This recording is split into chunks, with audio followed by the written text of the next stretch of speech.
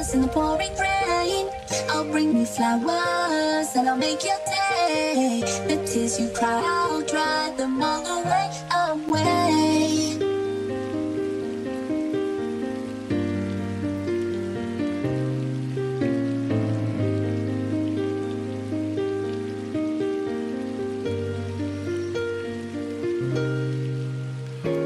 Hey guys, episode 4, MYLK is on the show. Man, I can't help but be in a pleasant mood going through her catalog of music. I listened to a few songs and again realized how far off my initial impression of her was. Kawaii pop, deep house, EDM, whatever you would like to classify her music as. I needed to broaden my horizons and peek my head into the crevices of uncharted songwriting, which, albeit creative, isn't something that I'm familiar with. But isn't that the point of this podcast? Because when you think of the biggest influencers in music over the past 5 years, from producers like Diplo and DJ Mustard to artists like FKA Twigs and Frank Ocean, they make sense in some way. They've all masterfully taken elements of popular music and reinterpreted and manipulated it into something that's fresh. And while the sounds are sometimes different to anything you've ever heard, there has to be an element of familiarity, otherwise the listener feels ostracized. And it's for that exact reason that it's somewhat inexplicable that Kawaii superstar MYLK has become, I'd classify it as a quiet influencer on Western music, adding energy and color into pop music and Kawaii into electronic music. So please sit back and enjoy as we dive into the life and music of MYLK on this episode, because people with different backgrounds bring new information. That's the formula, correct? Quick shout out to Showtime at the Apollo winners, the Lamont Band, for lending me their jazzy vocal sampling to record our intro soundbite. You will hear before my intro music kicks in. And hey, if you like what I'm doing, throw some encouragement my way with an iTunes review, subscribe, listen, like, and follow. You know the drill. All right. As always, I'm your host, Cello, and it's the Bedroom Beethoven Podcast.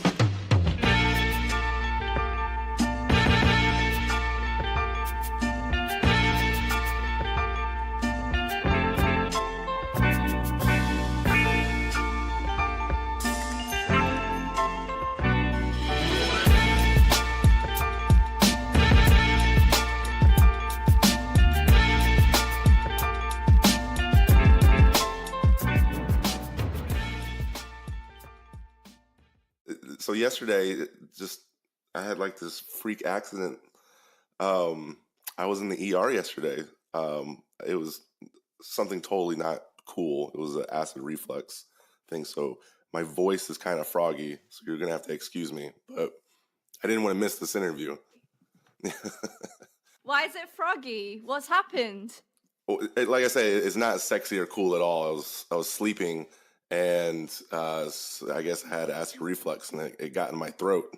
So it kind of created this. Oh, that's horrible. Yeah, it's something that if I was 18 years old, I never would have experienced. But it's something that now in your early 30s, it happens to you. So as I get older, I'm finding my knees creaking and acid reflux and things that never would have happened to me in my 20s. So I kind of feel you on that, you know. I'm pretty old myself. I don't look it, but I am. So how are you as a whole? Are you doing okay? I'm okay at the moment. I just finished a track. I've actually got about 5 tracks just sitting there waiting to get out there soon, and yeah, I mean, I've been struggling to find it at home, aka, you know, like labels and stuff, but I think I'm just gonna self-release them and see how they go. Yeah, that's a good problem to have, I imagine. I have too many songs sitting around. And I kind of feel like I stole your idea because you had the idea to do a podcast way before me, the highlight show. Oh God! I loved it. Get me started on that. I laughed so hard because the Kinder Bueno was brought up, and my mom is German, and I grew up on that stuff, so I know how just insane that stuff is. Oh, it's amazing, right? Yeah, and I was in Prague a few months ago, and they're everywhere. Like, it dominates all the gift shops there, and I was like, when did this stuff get so big? Oh man, I love Kinder Buenos, but I mean that conversation about Kinder Buenos on that podcast was just another level. It was pretty good. It's pretty good. If you ever, if that show ever materializes, you always. Oh, we did. There are missing parts in that podcast that I didn't make it too long, but there were more to it, and there were just more funnier bits and stuff. But I wasn't sure about putting it in at the time, so it wasn't in the final version. But there is actually more stuff that I have that I could make another podcast out of. But It was you good know, stuff. I feel like it might happen another time, since people did seem to enjoy it, and yeah, I kept it to myself for a long time, but there was a part of me that was like, I kind of want everyone to hear this. It's pretty funny. Like, Yeah, podcasting is a little harder than people might think, because you have to be you have to be vulnerable and put yourself out there and make sure that everything you're saying is entertaining, and maybe people will only like a little bit of it versus all of it. So, I mean, at least that's what I wrestle with. Yeah, for sure. I know your music, but I don't really know you as a person, and I kind of want that to change. So, how do you feel about opening up a bit to a stranger across the pond, being just a little vulnerable with me for, the next 30, 40 minutes? I'm like an open book, so shoot me. All right. I like that attitude. Well, I like to know about the start of your journey and kind of the types of things that you experienced as a young girl that maybe played a bit in you becoming this music producer. Because I was reading up a Okay. little bit about you, and I assume you didn't stay in one place too long and you moved around a bit.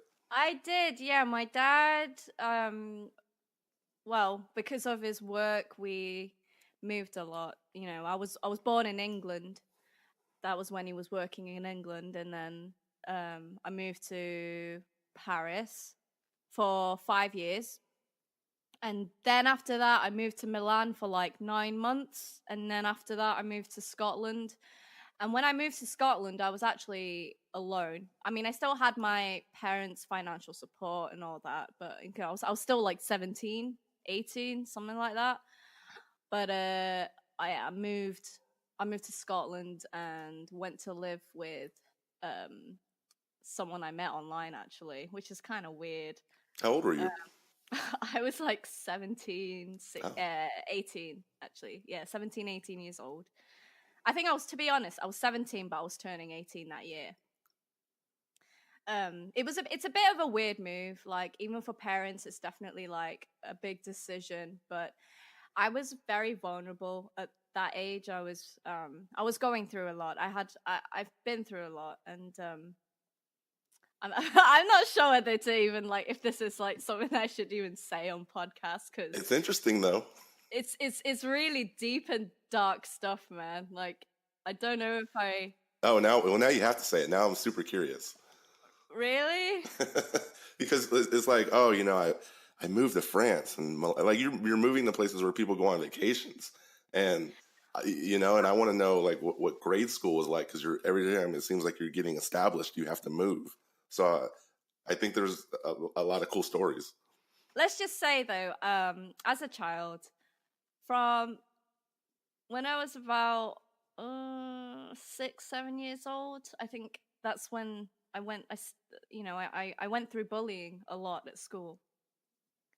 And I was in an all girls school, and at one point it was kind of physical as well as verbal. But then, like, at the end of the year, before I moved to Paris, I did make up with everybody, and it was probably the nicest school year I've had since all of that. And then it just kind of got worse. It was typical high school bullying, like people would look at you and like give you like weird looks, and Well, and it's just I didn't want you to like dive into it. I only wanted to bring it to light because there might be some listeners who are either battling depression or struggle with mental health, and they may not realize that feeding your creative side, whether it be writing poetry or music production, can be kind of used as an escape or a healthy, beneficial one at that. yeah. Yeah. Okay. Well, I mean, I don't mind. I don't really mind talking about this bit, but because there's probably worse things. There's actually worse things. But I don't. I won't mention it in the podcast because it is pretty dark. Sure. So basically, it's actually kind of weird because I have this very light, bubbly personality and happy kind of vibe with my milk brand. Um, and it's actually quite ironic because been I've actually had a really, really depressive, dark past. But I think that's also the reason why I started making happy music in the first place, because I found music production when I was 15, and I was, in the middle of going through bullying in high school, and there was times where I ended up dropping out. I ended up dropping. I'm a high school dropout. Mm. But I found FL Studio. I kind of like joined forums at one point, back in the day. There weren't really any YouTube tutorials on how to make music like there is nowadays. There's tutorials on like everything on YouTube, but it was still the early days of YouTube, so there weren't really any of that like online. So I had to kind of figure things out myself. I had to kind of just play with the dials and be like, oh, what does this do? um, A very trial and error approach.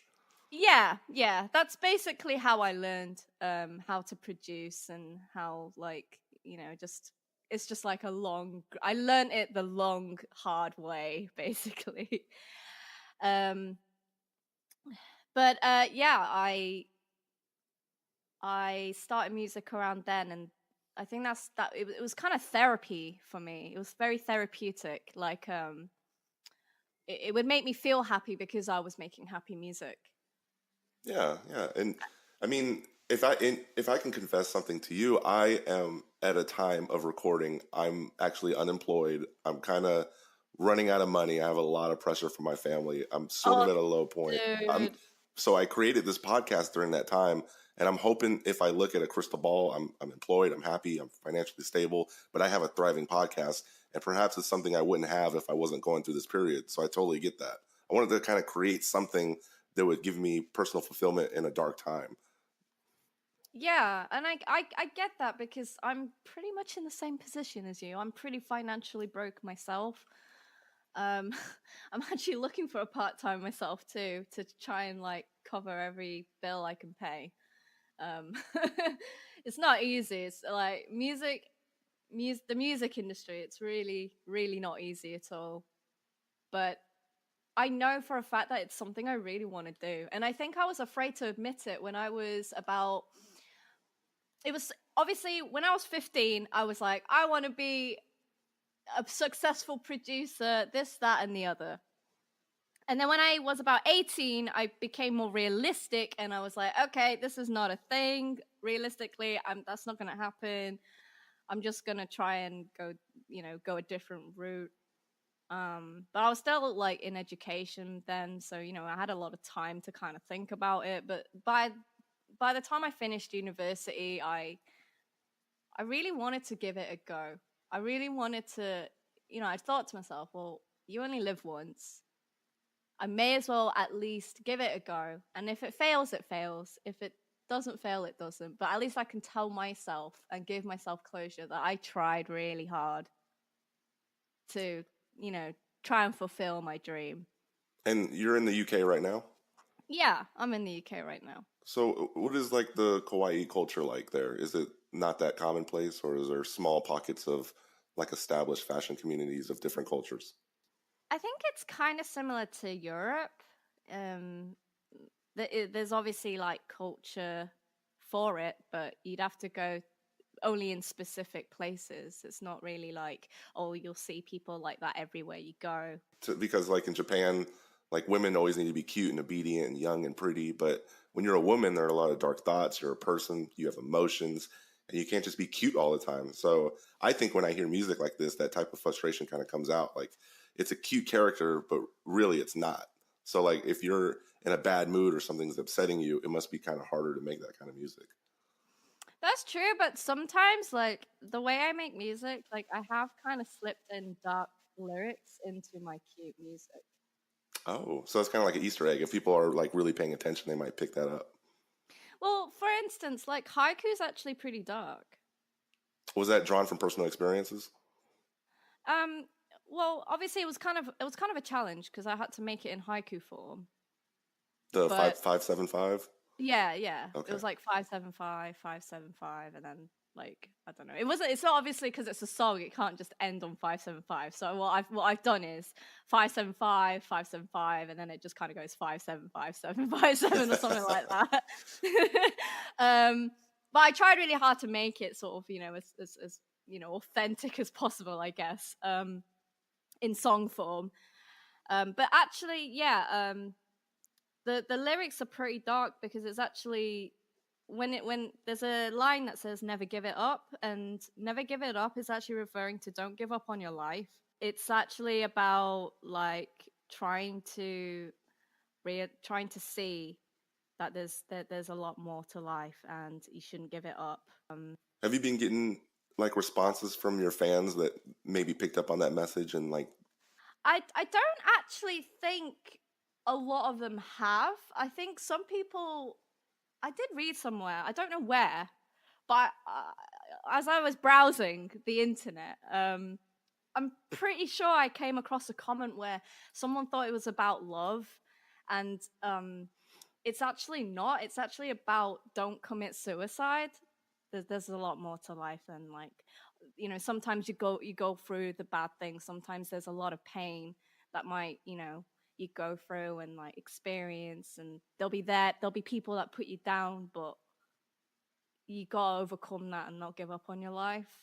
Well, I think the other side of the equation is lyrics aside. There's this burgeoning community of Japan-based artists making cute music, and it isn't that easy to peg down.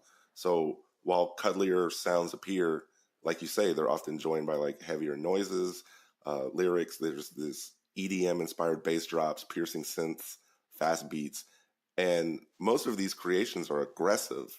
Is there a balance you're trying to achieve with those elements on the producing side? What, in terms of what, like making like aggressive sounds? Yeah, so like what is the creative process like? Because some of these songs are very layered, and I'm curious how you start things off, especially before the lyrics are put over it. Oh, right. Okay, so like the complexity of my There tracks. you go. Yeah, I'm really obsessed with that actually. I'm really like, I know to some people it just sounds like mushed up crap probably, but I I really, whenever I listen to producers who can make a really complex track, I really, really admire them. And I guess from when I've heard tracks like that, I've always wanted to do it myself. I've always kind of been a bit obsessed with like complexity, and I like hearing little things that like they don't seem important, but they are. They are actually important in a track. Because like when you're making them, you don't think about it when you're listening to it, but when you make it, it all just comes together nicely. At least for me, it does anyway. I don't know about anyone else, but the way I start it, I think I usually start with chords, and then I just start like building little riffs around it. Right. I'll have there'll be like chords and then bass, and then the top. I think it's usually chords, bass, then top line. Whether it'll be, usually I'll come up with a top line like near the start with the help of the chords and the bass, and I'll start getting the feel for it, and then once the top line's there, I usually go into the drop, and I don't know. I don't know if it's like the same for anyone, but yeah, I usually go chords, bass, top line, then the drop. Yeah. Then like I think all the like really detailed stuff come actually at the end. I mean, sometimes I might do it in the early stages, but that's only if I see like a very clear image of my track in a way. But usually on the final stage, would try and do more little complex, subtle things over time, I suppose. Well, that's got to be so much harder than say, oh, there's an opportunity for you to sing on a song that's already there, like bipolarity. We just need you to lay like lyrics over an established beat. That's got to be easier. Well, yeah, I suppose because it's just one. It's only technically an element to a song that you're just asked to make. You're not really like any vocal work. It's not as, I don't know. I think they're still hard in their own way though, because you're working with someone else's sounds. You're working with someone else's vibes. It's not fully your own or anything. So you kind of I'm trying to think of the right word. It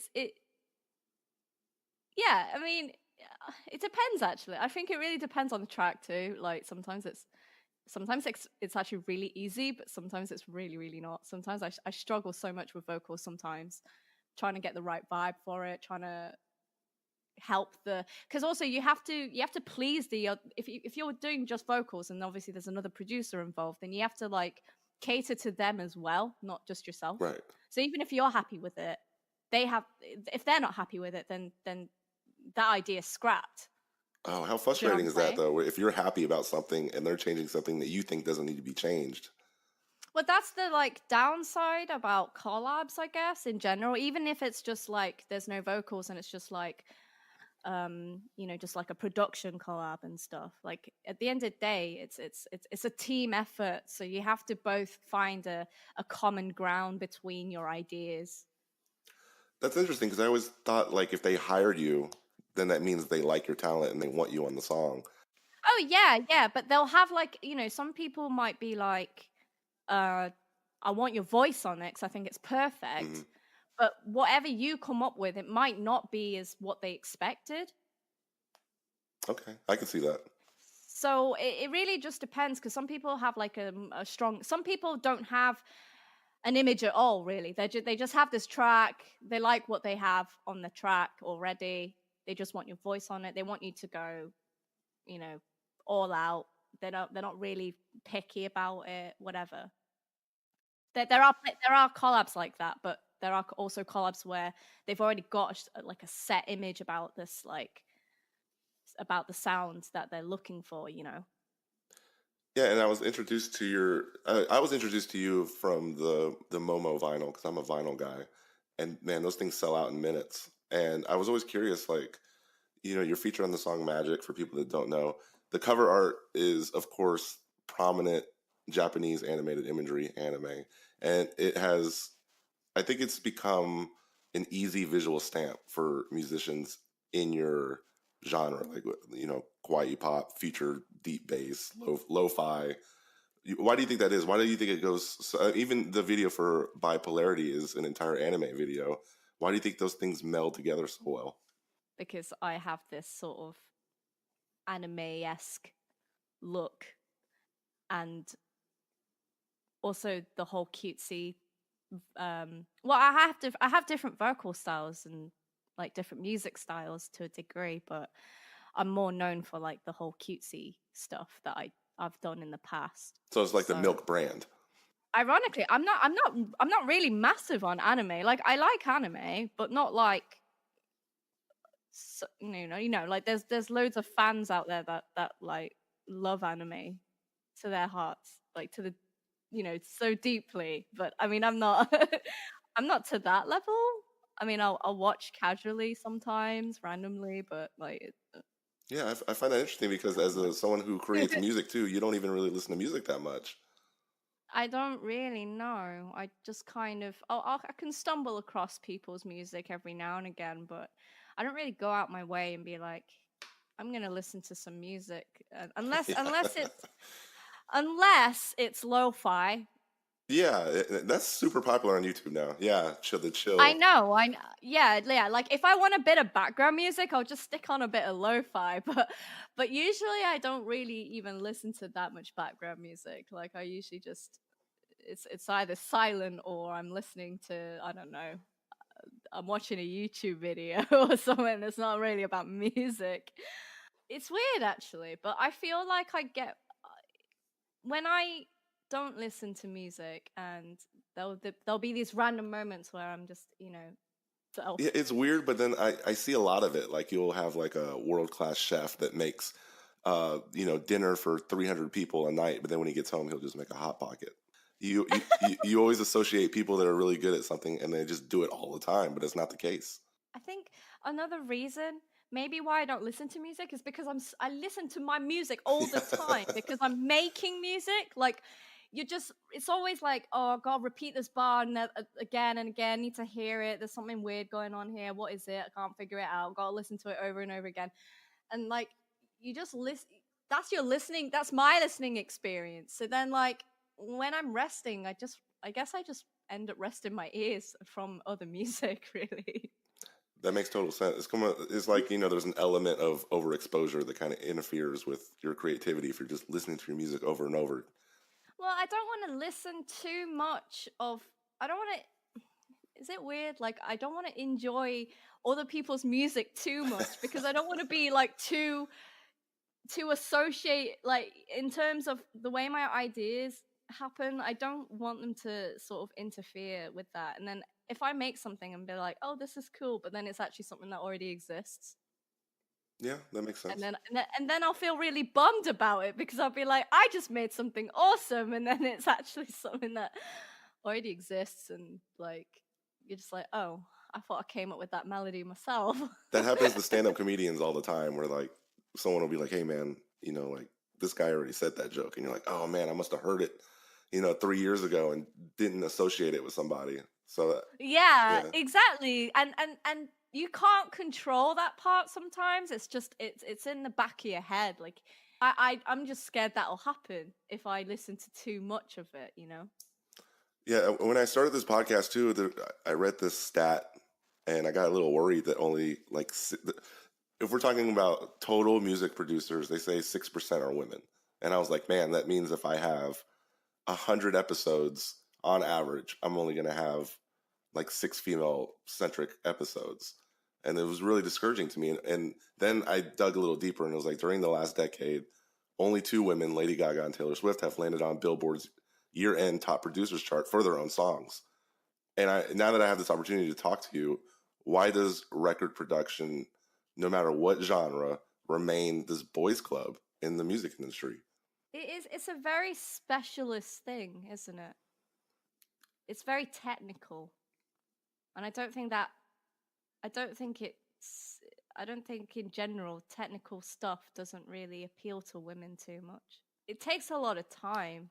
I mean, I'm actually like, I feel like I'm borderline autistic, so it's probably why I'm so into like music so much, and I'm just cooped up in my room being a hermit, and literally like all I do is mess around with music and sounds and this and that and the other, maybe play a bit of video games.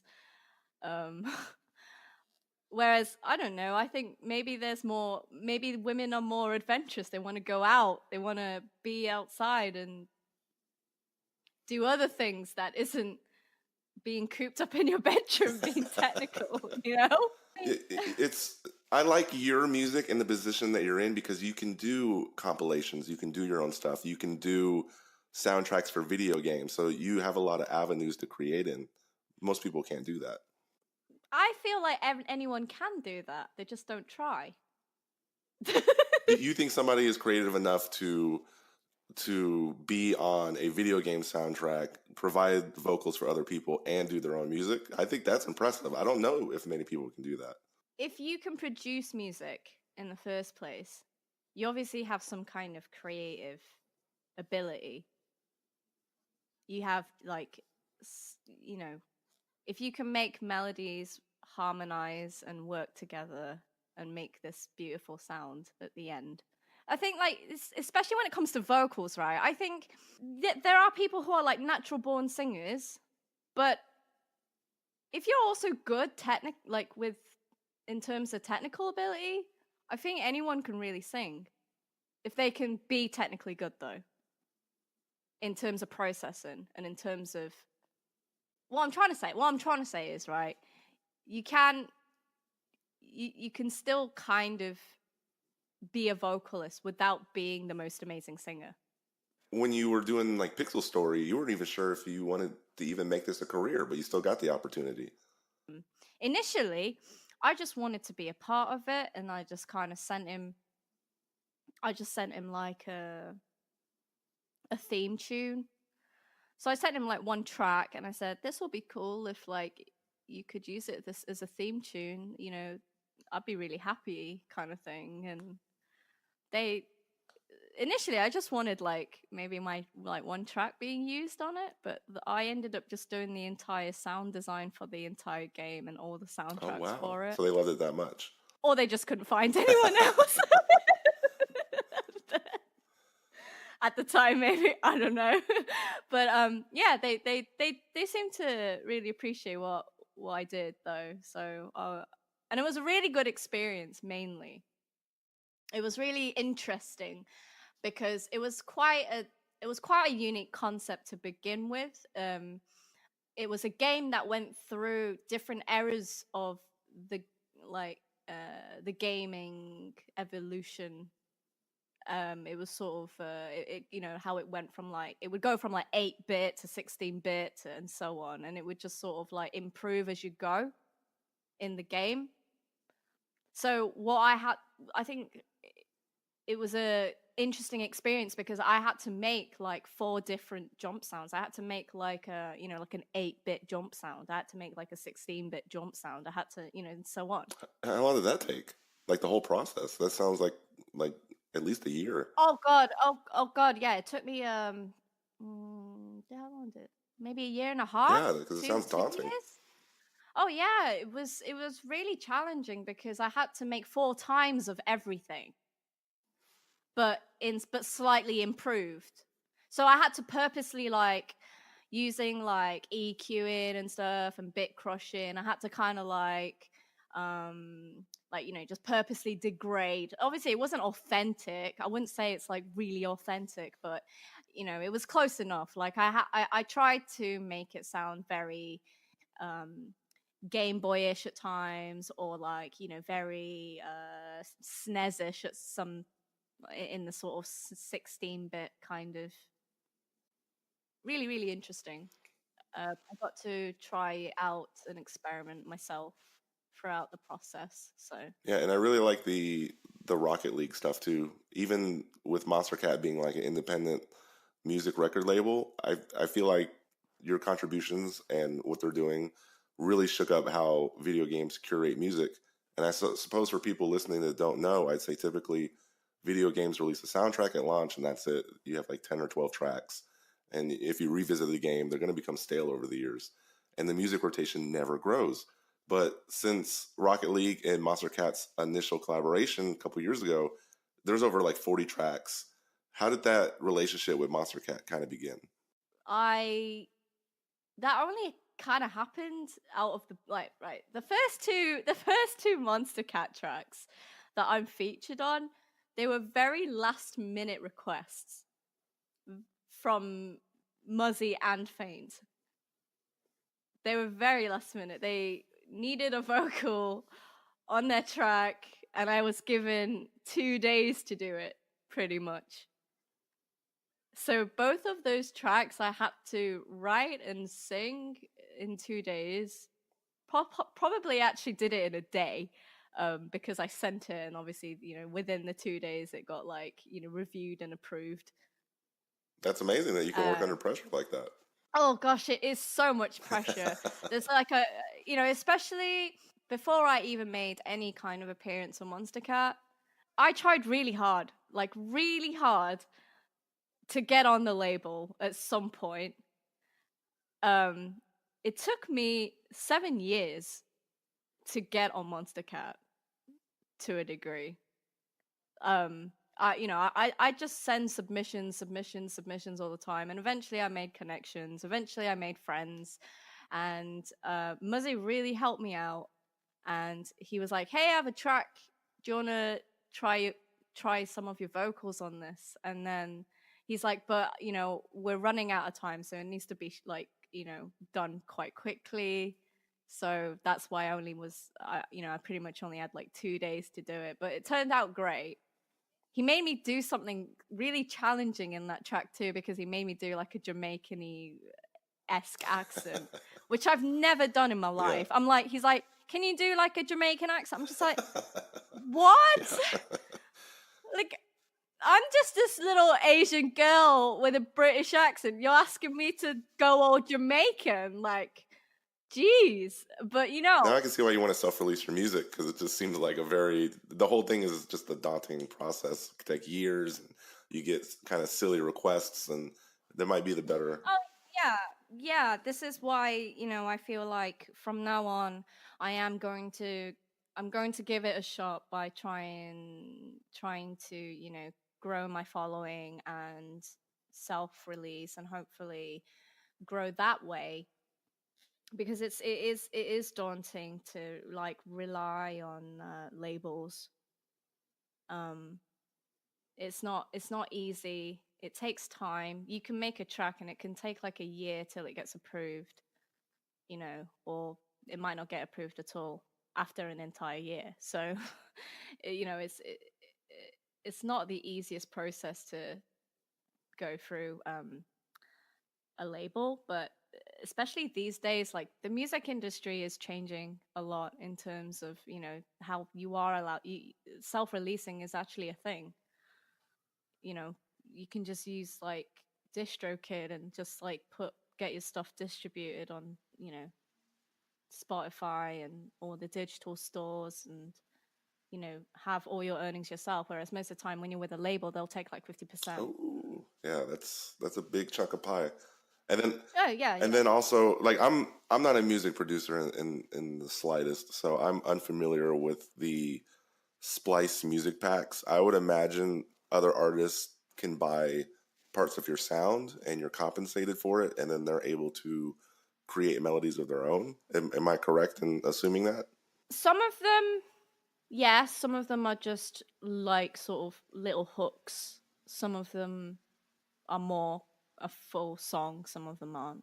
I think there's only like a couple for full songs in there, but most of them are like hook lines that those type of songs where like you can kind of like repeat them or chop them up yourself or do whatever you really want to do with.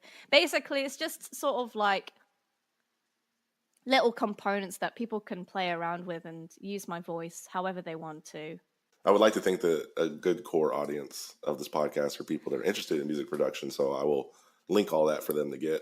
And a lot of initially, my style has always been around my vocals, but I also use my vocals like an instrument. Like, I kind of like to chop them up. I kind of like to make little melodies out of it. And I feel like the sample pack that I put out on Splice can really help other people do that as well. They can kind of like chop my voice up, turn it into sort of, because a lot of music these days, a lot of popular music, they always have these sort of vocal-esque synthy kind of leads and stuff, and the main hook or like if you listen to,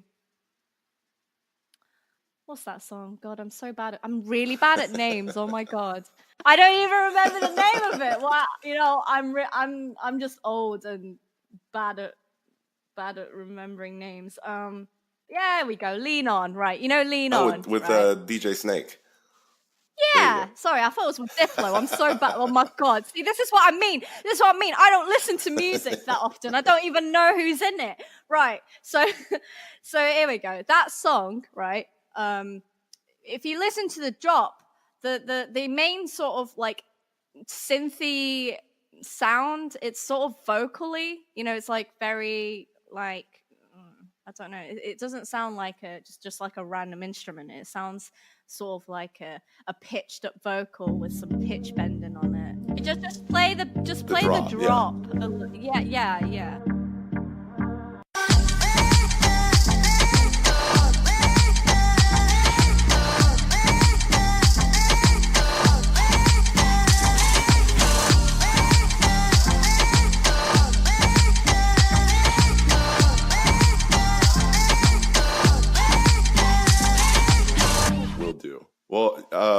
really appreciate you sharing a little bit of your story, however hard it was to reminisce on that. I do appreciate you sharing that for a wider audience. And I'm not, like I said, I'm not a music producer, and my core interest is like hip hop. So like having you on the show gave me a whole different perspective into your creative process, and it was really interesting. Thanks again so much for being here. Thank you. Thank you. Thank you for having me. I'm glad that I was able to share some of my thoughts with you.